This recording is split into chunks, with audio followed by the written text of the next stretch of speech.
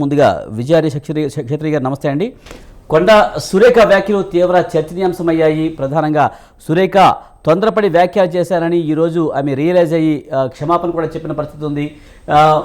ఎలా చూడాలి? నాగార్జున కేటీఆర్ కూడా పరువు నష్టం దావేయడానికి రెడీ అవుతున్న పరిస్థితుల్లో ఇప్పుడు కొండ సురేఖ వెనక్కి తగ్గడం ఎలా చూడొచ్చు అంటారు? నమస్తే అండి. అయితే దీంట్లో వాస్తవాల్లోకి వెళ్ళాలండి. ఒక గౌరవప్రదంగా ఉన్నటువంటి మహిళా మంత్రులను అడ్డంగా పెట్టుకొని మరి ముఖ్యమంత్రి రేవంత్ రెడ్డి గారు చేస్తున్నటువంటి ఈ హైడ్రామా చాలా నీచమైందండి. ఎందుకు అనంటే ఈరోజు సరే రాజకీయాల్లో ఉన్నారు కాబట్టి మహిళలైనా పురుషులైనా సమానం కాబట్టి తాను ఒక గౌరవప్రదమైన క్యాబినెట్ మంత్రిగా ఉన్నారు. ఒకవేళ ప్రధాన ప్రతిపక్షంలో ఉన్నటువంటి వారు కానీ లేదు పౌరులు కానీ ఎవరైనా కానీ ఓటర్లు కానీ ఒకవేళ ఆమెకు మనసు బాధ కలిగినట్టుగా తోస్తే ఆమెకు చట్టం ఉన్నది, చట్ట ప్రకారంగా వాళ్ళ మీద చర్యలు తీసుకోవాలి. కానీ డైవర్ట్ కావద్దు. అంటే ప్రతిపక్షాలు కానీ పౌరులు కానీ లేదు పాలక పక్షానికి సంబంధించిన ఎదుగుదలను చూసి ఓర్వలేని వాళ్ళు కానీ ఒకవేళ ఏమైనా డైవర్షన్గా చేస్తే దానికి చేయాల్సిన పరిస్థితి ఇట్లా కాదు కదా. వాళ్ళకి అధికారం ఉంది.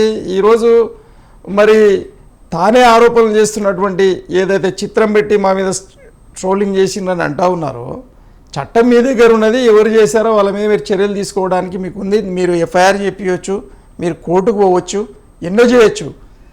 బట్ ఉన్న ఫలంగా నేను ఒక మహిళను అని చెప్పి మీరే మీకోసం మాట్లాడుకున్నటువంటి వ్యక్తులు మరి అదే తోటి మహిళల గురించి ఆ విధంగా చెడుగా మాట్లాడడం అనేది తనకు అది భావ్యం కాదండి. ఒక మహిళగా ఇక్కడ మహిళ అనే ఒక కానీ ఈ వ్యాఖ్యలు చేయడానికి ప్రధాన కారణం బీఆర్ఎస్ పార్టీ కొండా సురేఖ రఘునందన్ ఫోటోలు పెట్టి షాదీ ముబారక్ చెక్కులు పంచుతున్నామని పెట్టడం తనకి తీవ్ర ఆవేదన కలిగించిందని చెప్తున్నారు. కానీ అలా మార్ఫింగ్ చేసి పెట్టడం బీఆర్ఎస్ఏ చేసిందని వ్యాఖ్యలు చేయడం ఎలా చూస్తారు? మరి ఇది తప్పే కదా. ఇప్పుడైతే కొండా సురేఖ వ్యాఖ్యలు సంచలనం అయిపోయాయి, టర్న్ అయిపోయింది. నాగార్జున అలాగే నాగ చైతన్య సమంత వైపు టర్న్ తీసుకుంది, ఫిలిం ఇండస్ట్రీ వైపు టర్న్ తీసుకుంది. కనుక ఇది కొంచెం డైవర్ట్ అయింది. కానీ అసలు గొడవ ఎక్కడి నుంచి స్టార్ట్ అయిందంటే కొండా సురేఖ రఘునందన్ ఫోటోని బీఆర్ఎస్ఏ మార్ఫింగ్ చేసి అలా పెట్టిందనేది ప్రధానమైన మార్ఫింగ్ కాదు. అంటే యాక్చువల్లీ ఇప్పుడు దాంట్లో రఘునందన్ గారు ఒప్పుకున్నదే ఉన్నది, తాను కూడా ఒప్పుకునేదే ఉన్నది. మేము కార్యక్రమంలో కలిసినాము. సిరిసిల్లకు సంబంధించినటువంటి మరి పద్మశాలి కుటుంబాలకు సంబంధించినటువంటి సమస్యలను చెప్పే క్రమంలో నేను అలా దండ వేశాను, ఒక మంత్రివర్యులు వచ్చారని చెప్పి ఆయన చెప్పారు. చాలా దాంట్లో ఏమి ఎలాంటి పొరపాటు జరగలేదు. అది అనుమతి తీసుకునే దాంట్లో తప్పేం లేదు. ఇక్కడ అర్థం చేసుకోవడంలో ఉంది. ఇప్పుడు అనుకుందాం, దాంట్లో అక్కడ ఎంపీ గారు, ఇక్కడ మంత్రి గారు, రాష్ట్ర మంత్రి గారు, ఎంపీ గారు ఇద్దరు కలిసి ప్రజలకు చెక్కులు పంచడానికి వెళ్ళారు. అంటే ప్రజలకు మంచి చేయడానికే వెళ్ళారు కదా, తప్పేం లేదు కదా అన్నప్పుడు దాన్ని అర్థం చేసుకోవాలి. అది సందర్భం కదా. వెళ్ళిన సందర్భం ఏంటి? చేనేతకు సంబంధించి సంథింగ్ ఒక కార్యక్రమానికి వెళ్ళారు. కానీ షాదీ ముబారక్ చెక్కులు, కళ్యాణ లక్ష్మి చెక్కులు పంచడానికి వెళ్ళారని చెప్పి మెడలో దండేసిన ఫోటోని ఏదో పెళ్లి చేసుకున్నట్టుగా చూపించడం అనేది అది రాంగ్ వేలో చిత్రీకరించడం తప్పే కదా. దాన్నే అంటున్నా నేను. అంటే ఆ విధంగా అనుకోవడము, భావ ప్రకటన చేయడము అనేది తప్పు అంటున్నాము. అదే తప్పు. అంటే దాన్ని మీరే మిస్గైడ్ చేసుకోవడం ఏంది, మీరే అపార్థం చేసుకోవడం ఏంది, అది మీ పొరపాటు. అది అక్కడ వీళ్ళ పొరపాటు అని ఎట్లా అంటాం అనుకుందాము. కళ్యాణ లక్ష్మి చెక్కులు అంటే వీళ్ళు ఇచ్చిన హామీలు ఉన్నాయి కదా. ఇప్పుడు ప్రతి మహిళకు హామీలు అంటే ఒక విషయం అండి, వ్యంగ్యంగా ఆ ఫోటో అయితే అలా పెట్టారు. చేనేత కార్యక్రమంలో పాల్గొంటే దానికి షాదీ ముబారక్ కళ్యాణ లక్ష్మిని పెట్టారు. ఓకే సరే, వ్యంగ్యంగా పెట్టారు అనుకుందాం. అది బీఆర్ఎస్ఏ పెట్టిందా? ఒప్పుకుంటున్నారా? దాన్ని బీఆర్ఎస్ పెట్టిందని మనం ఎందుకు అందాం? మేమేమంటున్నామనంటే మీరు అది ఎవరు పెట్టారో వాళ్ళ మీద చర్యలు తీసుకోండి అంటున్నాం కదా. మీరు మీ దగ్గర అధికారం ఉంది. ఈరోజు ఏముంది, భారతీయ జనతా పార్టీ మోదీ గారి పిఎంఓ నుండి మన సీఎంఓ దాకా వచ్చి మార్ఫింగ్ చేసిన దాంట్లో ఆల్రెడీ ఒక కేసు కూడా అయింది కదా సీఎంఓ మీద, రేవంత్ రెడ్డి గారి సమక్షంలో జరిగింది. మీకు తెలుసు అది, అవునా? మీరు అది చెయ్యొచ్చు కదా. మీరు దాని గురించి ఎందుకు ఇప్పుడు తప్పే ఎవరిదైనా, అది ఏ పార్టీ వాళ్ళైనా ఎవరు పెట్టినా తప్పే. మీకు బాధ వేసినప్పుడు మీ దగ్గర ఆల్రెడీ అధికారం ఉంది, దాని మీద ఈ విధంగా స్పందించకుండా మీరు చట్ట ప్రకారంగా వెళ్ళినంటే చాలా అందంగా ఉంటుండే, మంచిగా ఉంటుండే కదా.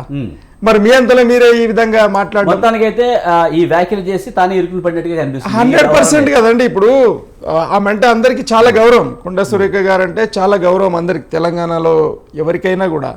కానీ ఆమె పెద్దరికాన్ని తానంతలా తానే చెడగొట్టుకోవడం అనేది కూడా మాకు కూడా బాధాకరంగానే ఉన్నది.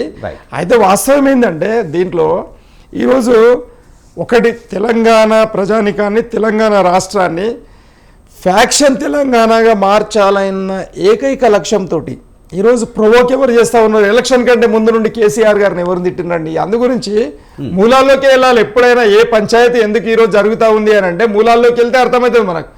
ఈరోజు మరి కేసీఆర్ గారిని తిట్టినటువంటి రేవంత్ రెడ్డి గారు ముఖ్యమంత్రి అయ్యారు, బాగుంది. ముఖ్యమంత్రి అయిన తర్వాత ప్రధాన ప్రతిపక్షంలో మేము ఉన్నప్పుడు మా బాధ్యత ఏంటండి, మీరు ఇచ్చినటువంటి హామీలను ప్రజలకు ఇచ్చేంత వరకు మేము మరి డేగా కన్ను వేసి ఏం చేస్తున్నారు అనే పాత్ర మాది. ప్రజలు ఇచ్చినప్పుడు మేము వహించాలా వద్దా?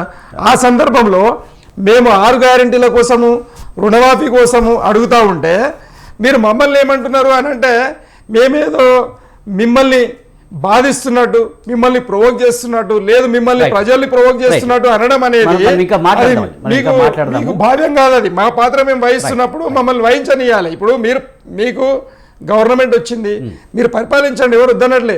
కానీ మీరు ఏ విధంగా పరిపాలిస్తున్నారు అనే దాన్ని మేము ఎత్తి చూపుతున్నప్పుడు దానికి సరైన సమాధానం ఇవ్వాలి. కానీ ఈ విధమైనటువంటి మాటలు అంటే ఇప్పుడు బట్టలిప్పి కొడతాం ఒక మాట, బట్టలిప్పి కొట్టే అధికారము పురుషుడికి స్త్రీ మీద లేదు, స్త్రీకి పురుషుడి మీద కూడా లేదు. అవును కదండి. మరి అన్నప్పుడు ఇట్లా అవమానకరమైనటువంటి మాటలు మీరు మాట్లాడుతూ ఉన్నారు. అట్లనే మరి తాను మళ్ళీ ఏమన్నారు, కేసీఆర్ గారి గొంతు నొక్కిండేమో, తండ్రిని చంపిండేమో, తండ్రి కనపడటం లేడు, ఇలాంటి వ్యాఖ్యలన్నీ తర్వాత నాగార్జున గారి ఫ్యామిలీని తీసుకురావడం. రైట్ విజయారాయ్ గారు, మనం ఇంకా మాట్లాడదాం.